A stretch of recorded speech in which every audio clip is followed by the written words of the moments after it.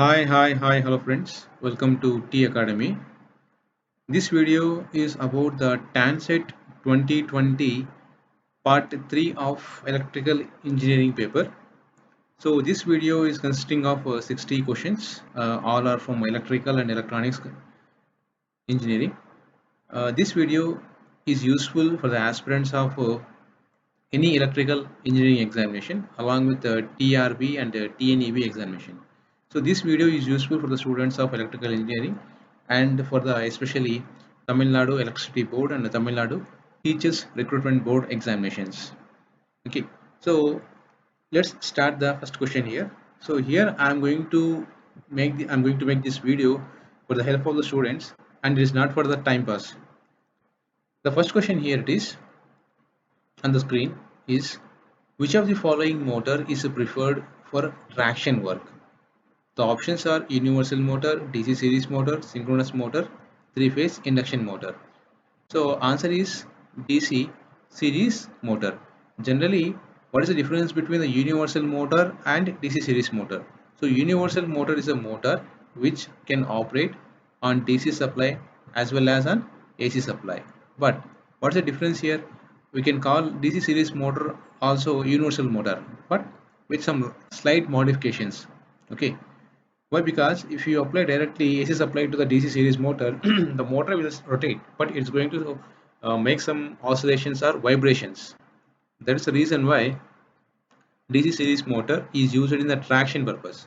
Nowadays, with the help of the power electronic devices converters, we are also using three-phase induction motor. Suppose if the option is not here as a DC series motor, then you can go for the three-phase induction motor. Why? Because speed control is high in DC series motor, and it's also good in three-phase induction motor but not good in synchronous motor here. Okay, next question here. For the circuit shown below, find the average voltage across VAB. That means here we need to find the voltage across VAB in steady state condition. So this is the question asked in the examination GATE 2015,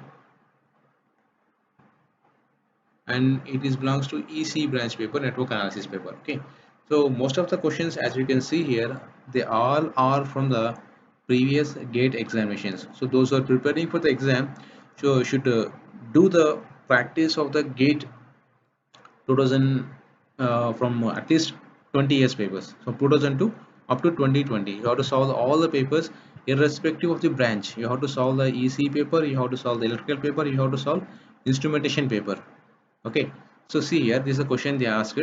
Here we need to find the VAB here. Now we can solve this question by using the superposition theorem. So superposition theorem here, as per the superposition theorem, we need to apply one source at a time, other source will be deactivated. So when you're considering this first source here, that's the AC source here. Okay, and you have to deactivate this source here. Now when you deactivate means short circuited here. Now here inductor is there, capacitor is there. So we know that for AC supply, capacitor act as a short circuit, inductor act as open circuited here.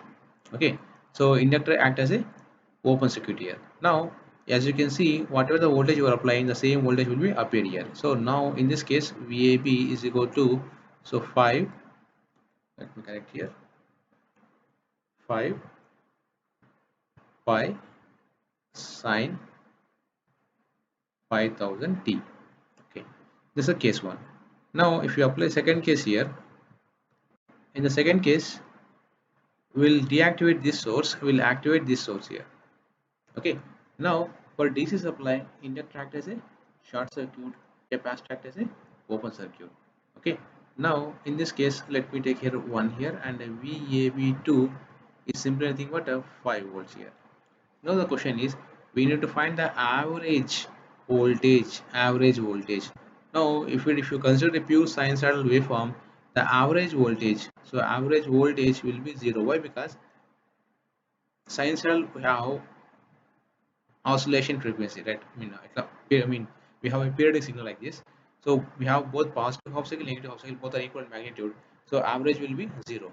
So this case the average voltage will be 0. So finally, if you take the superimpose this applying the superposition theorem, you need to add this case 1 plus case 2, so that 0 plus 5 volts. Sir, for a DC supply, average voltage nothing but the maximum voltage 5 volts. So answer will be 5 volts here. So answer is 5 volts here. Okay.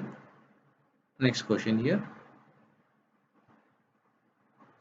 In fluorescent lamp circuit, the function of choke is primarily, okay.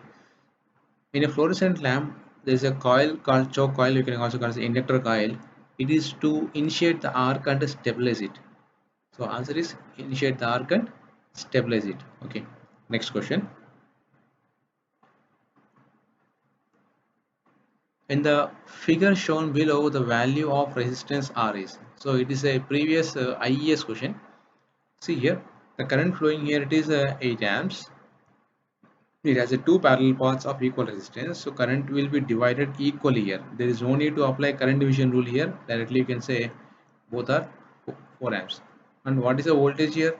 So we know the current, sorry, you know the current, you know the voltage. So 4 into 10, it will be equal to 40 volts. So these two are networks are in parallel. So we'll get the answer plus minus here. It is 40 volts here. Now what we need to find? We need to find the value of R here. So apply KVL in this loop. So if you apply KVL in this loop here like this, so minus 100 plus 8 into R plus 40 equal to 0. So solve this, we'll get the answer it as 7.5 ohms. Okay. Now next question here. Galvanizing is a process of applying a layer of. So galvanizing is a process of applying a layer of protective zinc coating to iron or steel to prevent rusting. Okay, it's a protecting zinc here. Answer it is D.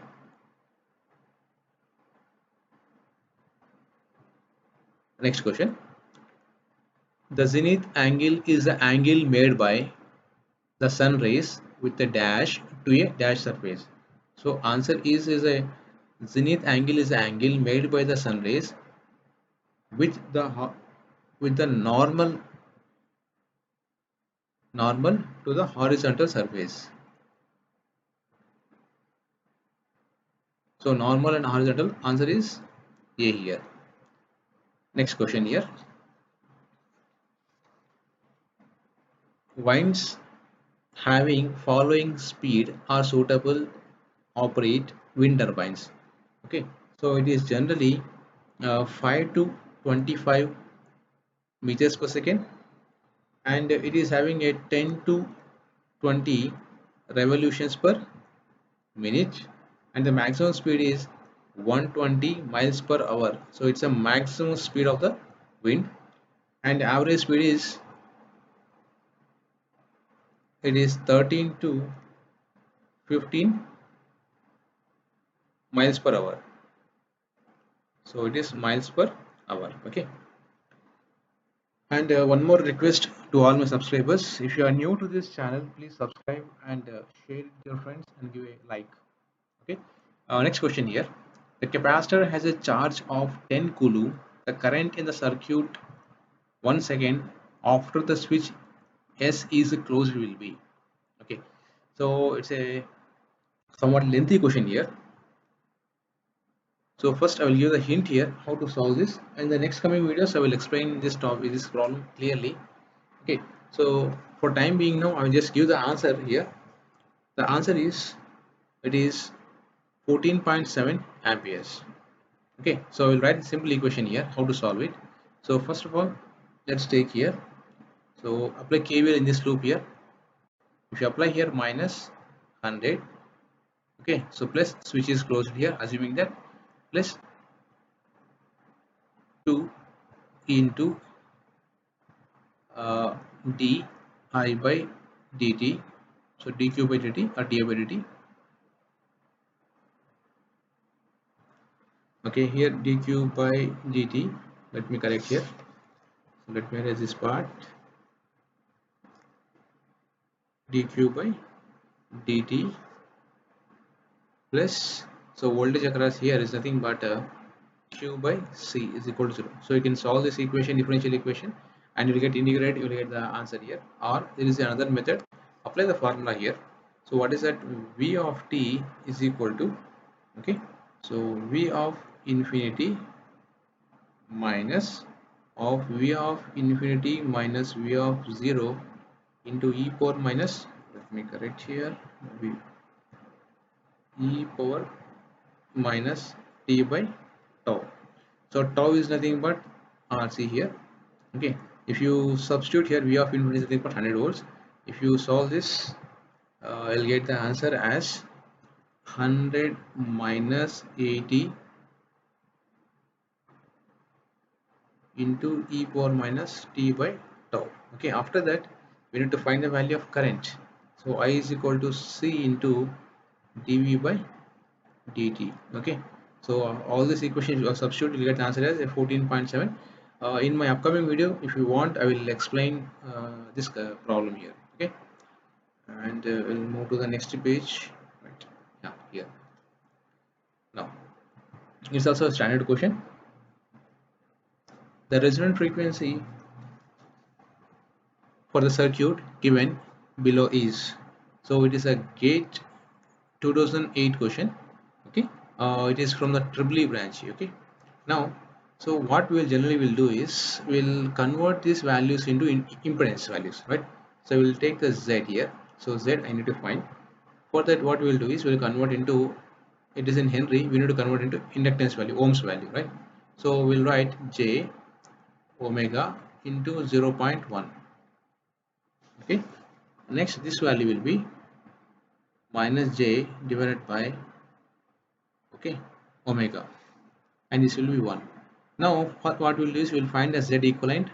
In that Z equivalent, make the imaginary term to 0, so that we'll find the value of W. So W will be here, it is 3 radians per second here. That's the answer.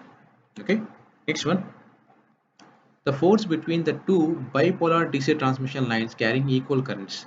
Okay, so in a bipolar DC transmission lines, the one conductor is going to carry the current in forward direction, the remaining conductor is going to carry the current in reverse direction, like this. Okay, so if you apply the concept here, okay, so both the currents are traveling, so both are creating some magnetic field here, like this. So because of this reason, what they will do is they will repulse each other. Okay, they will repel each other. So answer is going to be 0. If are unequal magnitudes means there will be a repulsive force, but there are equal in magnitudes means there will be 0 current here. Okay, next question. The magnetic field intensity in a circular conductor carrying current of uniform current densities of uniform current are 0. Okay, constant, increase from its center to the surface, decreases from its surface to center. Okay, so the magnetic field intensity, so magnetic field intensity H is proportional to, let's say, B here. B is proportional to, right, mu by 2 into R. So where R is the radius of the conductor from the center. Okay, so as the R value increases, what about the B? It's going to be decrease. So the answer is decreases from its surface, or decrease from its center to the surface. Okay, sorry. uh, Next one. A delta connected load has a 30 minus 40 j ohm inductance per phase. Determine the phase current if connected to 400 volts 3 phase 50 hertz supply is. Okay, so first find the value of the impedance here. So Z is nothing but square root of 30 square plus 40 square. Yeah. Okay, once you solve this, you'll get answer as a 50 ohms. Now, what is the voltage? So V is nothing but 400 volts. Now, what we need to find here, it is per phase current. Phase current is nothing but I phase is nothing but, so we'll consider V phase or V line divided by Z phase. So V phase is 400 divided by 50. It's nothing but 8 amps. So answer will be B here. Next one. The generation of high frequency AC high voltages uses. So it is going to use the Tesla coil. So Tesla coil generally it is used to produce a voltage of 50 kV to some megavolts. Okay, and its frequency range will be 50 kilohertz to 1 megahertz here. Okay, so it uses electrical resonant transformer circuit here. Next one, Townsend's first ionization coefficient alpha depends upon the gas pressure and E by P. It's not the gap distance here. Okay. Next one, the point charges 30 nanocoulombs, minus 20 nanocoulombs, and 10 nanocoulombs are located at minus 1, 0, 2 and 0, 0, 0 and 1, 4, minus 4 respectively. Okay. The total flux leaving the cube of side 6 meters centered at the origin is okay. So the first two point charges are inside the cube, and this charge is the outside of the cube here. So that's the reason why the total charge leaving, okay, the total flux leaving the cube of 6 meters side 6 meters centered at the origin is, so 30 nanocoulombs, okay, minus 20 nanocoulombs, answer will be 10 nanocoulombs. So answer is B here. Next one, the ripple factor. The ripple factor is, so ripple factor generally nothing but it is a ratio of RMS value to the average value. Okay, or we can also treat this one as ripple factor is a ratio of RMS value of the ripple voltage to the absolute value of the DC component of output voltage. So this means that the ripple factor is the ripple magnitude divided by arithmetic mean here. Next one, 67th question here. The two identical coaxial circular coils carry same current I but in opposite directions. The magnitude of the magnetic field at the point B field B at the point on the axis midway between the two coils is.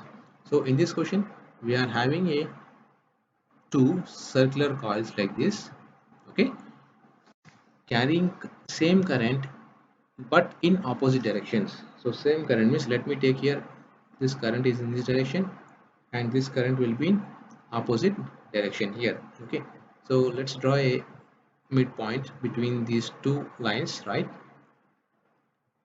Okay, the magnitude of the magnetic field B at a point on the axis midway between, so in the point B is here located here in between these two axial coils here. Now what is the magnetic field here? So as it is currents are moving in the opposite directions here,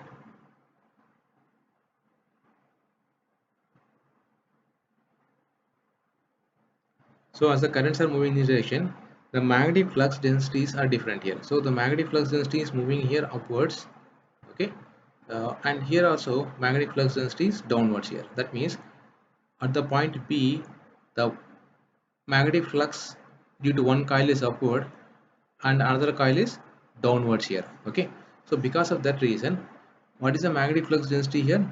It is going to be 0 here. So answer is 0. Next one, the problem due to capacitance switching is, so the main problem due to capacitance switching is it is going to produce very high amount of voltage. Okay, so it is going to produce very high amount of voltage here, which may damage the circuit breaker contacts.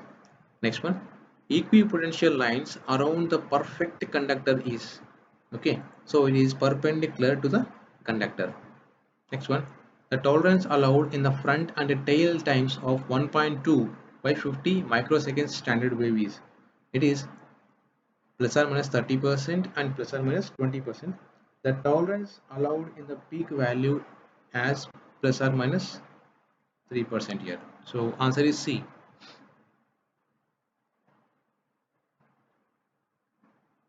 Okay, next move to the question here, 76 question. Right. So this is also a gate question. Okay, most of the questions that are appear in the examination are from the gate examination only. So this is gate 2001 year. Now the question is, two incandescent light bulbs of 40 watt and 60 watt rating are connected in series across the mains. Then, okay, so this problem already discussed in my previous videos, that when the two bulbs of different ratings are connected in series, the lower rating bulb is going to be glow brighter. So as per that concept, the answer will be D here. Next one, the function of oil in a transformer is. So the function of oil in a transformer is, it is used to provide the cooling to the transformer windings, as well as it is for the insulation purpose. So both answer are correct. So answer is A here. Next question. A synchronous motor may fail to pull in synchronism owing to. So the correct options. This question is a somewhat uh, wrong. Why? Because synchronous motor may fail to pull in synchronism owing to excessive load is the correct option. Low extension is the correct option, but it is not high efficiency. It is going to be high friction. So there may be a typing mistake while typing the paper. So it is high friction. So if there is a high friction, the answer will be D here. Okay. Now next question. This is also somewhat controversial question here. Okay. In the circuit shown here in the figure, the value of the resistance R is, so something like R value is, we need to find R value is 25.5 or half. Then I is equal to, so general concept is I is equal to V by R. So 300 divided by 25.5. So approximately you will get the answer as a 12. Okay. So 12 amps, but none of the option matches with the answer here. Okay. Next one. The transfer function of a system is given by g of s is equal to 10 into s plus 1 into s plus 10 divided by s power 4 into s plus 5 into s square plus 3s plus 10. We need to find the type and the order of the system respectively. Okay, so if you take the concept of type here, so number of poles at the origin you need to consider. So here number of poles at the origin is s is equal to 4. Okay, and when you take about the order, consider the characteristic equation 1 plus g of s into h of s will 0. Okay, if you solve this, the number of s values, okay, in this equation is going to be s is equal to 9. So answer is 4 and 9. The gain margin is a measure of relative stability. Okay, next one, the root locus of a system having three asymptotes the system may have. So asymptotes arises. Okay, so asymptote arises means the difference between the number of poles minus number of zeros should be equal to 3. The difference between the number of poles and 0 should be equal to 3 here. So check the options here. Here 3, 5 is a 5, 5 minus 2 here. So answer will matches with this answer here.